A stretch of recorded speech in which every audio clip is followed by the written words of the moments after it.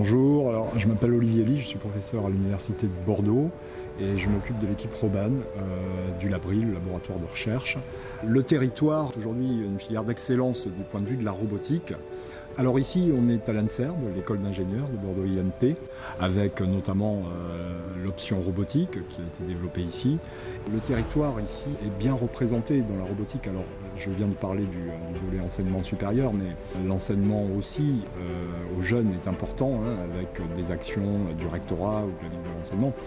Le volet industriel qui est représenté par Aquitaine Robotics regroupe une bonne centaine d'entreprises liées à la robotique, de près ou de loin, avec des points forts comme la cobotique. La recherche sur le territoire est bien représentée, notamment avec le réseau R4 de recherche en robotique Aquitain, avec une bonne quinzaine d'équipes de recherche réparties dans tout le territoire, où la robotique de service, ou encore la robotique industrielle font l'objet de recherches actives, que ce soit à l'INRIA ou au CNRS, au Labri, à l'IMS. Alors la RoboCup, c'est la compétition de robotique autonome la plus importante au monde. Historiquement, c'est les matchs de foot qui ont servi d'épreuve, de prétexte finalement à tester ces intelligences artificielles.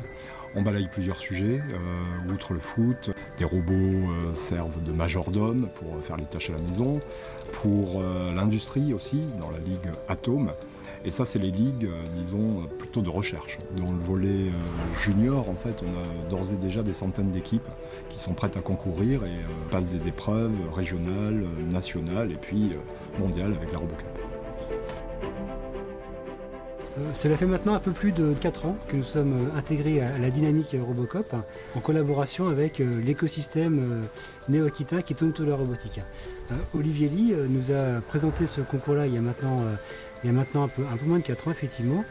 Et très rapidement, on a vu au niveau du rectorat l'intérêt que nous pourrions y trouver dans l'acquisition de compétences chez les jeunes.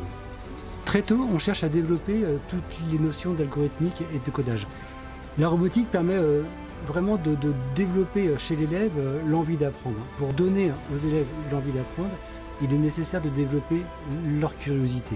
L'algorithmique, la programmation, le fait de résoudre des problèmes, de se mettre en situation de projet, permet réellement de travailler ces compétences-là, qui sont des compétences indispensables à l'avenir pour leur métier. On est Sébastien et Antoine, on est tous les deux des étudiants élèves ingénieurs de l'ENSERM Maths Méca en deuxième année de filière informatique. On travaille sur le Poppy Ergo Junior. Donc Poppy a plusieurs robots. Donc on a le Ergo Junior qui est juste le petit bras. Il y a le Poppy Torso qui est du coup jusqu'au torse du robot et le Poppy entier humanoïde dans lequel on a vraiment un robot de taille d'enfant assez grand. Pour ma part, je vais devoir intégrer un nouveau langage de programmation pour que des élèves de bas âge puissent s'initier un petit peu à la robotique et avoir une interface facile pour eux de programmer ce petit robot. Et pareil, Sébastien du coup va développer une application ROS graphique pour pouvoir observer ce que font ces robots. Bonjour tout le monde, bonjour Sébastien. Bonjour Époque. Notre mission est de maîtriser les technologies du numérique afin d'accompagner les entreprises du territoire dans leur processus d'innovation. Notre équipe Cathy Robotics participe à la RoboCup dans la ligue Atome, dont l'objectif est de concevoir un robot majordome. On va avoir des épreuves à la RoboCup qui vont nous permettre de sortir les poubelles, vider le lave-vaisselle, nettoyer les toilettes. Vraiment, l'idée, c'est d'avoir un robot qui s'insère dans la vie quotidienne des gens. Concevoir un robot majordome, ça n'a rien de simple. Il faut être en capacité de traiter la variabilité de l'environnement. Et pour cela, notre équipe, une dizaine de personnes dans Cathy Robotics, s'appuie sur l'ensemble des compétences du Cathy, et en particulier des 3 domaines de compétences qui sont l'algorithme et l'intelligence artificielle, l'électronique et les systèmes embarqués, et les facteurs humains et l'interaction homme-machine. Sur chacun de ces thématiques, on va chercher à fusionner les visions, les capacités, de façon à obtenir des briques technologiques à l'état de l'art, non seulement pour être compétitif, mais également et surtout pour les transférer vers nos partenaires industriels. Aquitaine Robotics a pour mission de faire vivre et de développer l'écosystème robotique aquitain. L'écosystème en Aquitaine, on a la chance que ça soit très très large puisqu'on va couvrir évidemment l'industrie, On va couvrir le service avec un gros pôle santé et agricole sur le territoire. Bien sûr, il y a un gros pôle d'éducation et d'académie en fait, avec de nombreuses écoles qui dispensent de la formation. Et notre objectif, c'est d'attirer évidemment les jeunes vers les métiers de la robotique. Un gros pôle aussi sur la recherche avec des universités à Bordeaux, Limoges, Poitiers qui vont générer beaucoup de technologies. Et on a énormément de liens avec les autres clusters, un environnement très riche au niveau régional. Nous amenons aussi nos adhérents sur des salons nationaux et nous créons des événements technologiques, on va dire, liés à l'IA, liés à la robotique, comme AI for Industry, la RoboCup ou la Robot Maker Day. Nous sommes à l'hôpital cardiologique à Haut-l'Évêque, qui fait partie du CHU de Bordeaux. Alors quand on parle de chirurgie robotique, il faut comprendre qu'on va utiliser un instrument qui va être guidé, télémanipulé par le chirurgien. Il y a deux parties principales. D'un côté, le chirurgien qui est assis devant une console, qui est en immersion totale dans un casque de visualisation en 3 dimensions et qui a les mains positionnées sur des joysticks. Et ces joysticks vont permettre de mobiliser des instruments chirurgicaux qui sont eux sur les bras du robot. Et le robot a 4 bras qui nous permet de travailler en même temps avec 4 instruments. C'est les robots qui sont fabriqués par la société Intuitive. Et tous les 2 à 3 mois, l'ensemble des spécialités chirurgicales ont la chance de pouvoir organiser pour leurs internes et leurs chefs de clinique des formations dédiées. Des formations sur des organes imprimés en plastique en 3 dimensions, qui sont des organes qui sont obtenus à partir des impressions et des scanners que nous réalisons aux patients. Cela permet d'entraîner les chirurgiens au type de procédure qu'ils auront à réaliser chez leurs futurs patients. L'idée de ce robot, c'était de pouvoir proposer aux agriculteurs, aux viticulteurs en particulier, une solution technique qui leur permette de gérer correctement l'herbe dans la vigne.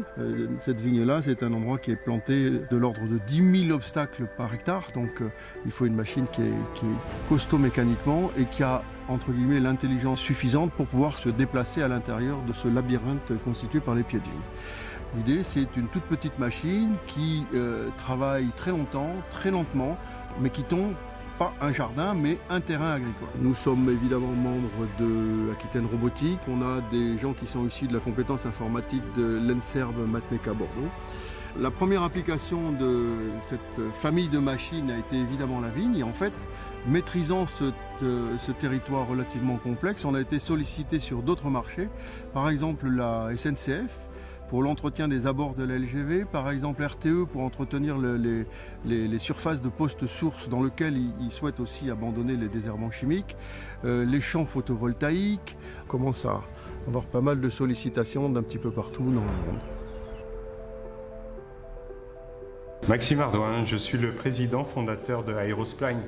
C'est une société innovante qui fête ses 10 ans aujourd'hui en 2021. Avec une vocation, c'est d'utiliser une nouvelle génération de robots qui sont des robots collaboratifs. Un bras robot collaboratif, en fait, c'est comme notre bras, il existe déjà industriellement. Ce qu'a fait Aerospline, c'est de lui donner des instruments. À la manière d'un cuisinier, on a besoin d'ustensiles. Et bien ça va passer par des interfaces, avec des équipes d'Aerospline qui sortent des meilleures écoles bordelaises. L'École nationale supérieure de cognitique, l'ENSERB Matmeka, des collaborations avec les laboratoires comme l'INRIA ou le Labri. Et ça avec des niveaux de chercheurs et de scientifiques qui rayonnent, y compris pour Aerospline. Avec eux, on développe l'intelligence artificielle, de la vision augmentée pour le robot, des interfaces ergonomiques qui donnent vraiment une compréhension pour le compagnon. Ce n'est plus du tout le robot qui a existé pendant 50 ans et qui a remplacé l'humain. Là, on vise le monde de demain, celui de l'entretien des terres, des forêts, des bâtiments, celui aussi du recyclage de l'économie circulaire. Tout ça, c'est l'écosystème bordelais qui nous a permis de rayonner. Et aujourd'hui, on travaille avec le monde entier. Nous sommes engagés sur des projets de recherche européens de grande envergure. Nous sommes engagés très localement aussi, avec les grands industriels comme Safran, mais aussi avec des locaux qui sont dans le domaine du terroir viticole. C'est plus le monde d'hier, celui derrière des écrans, c'est le monde du théâtre, celui du geste et celui des robots comme on voit ici.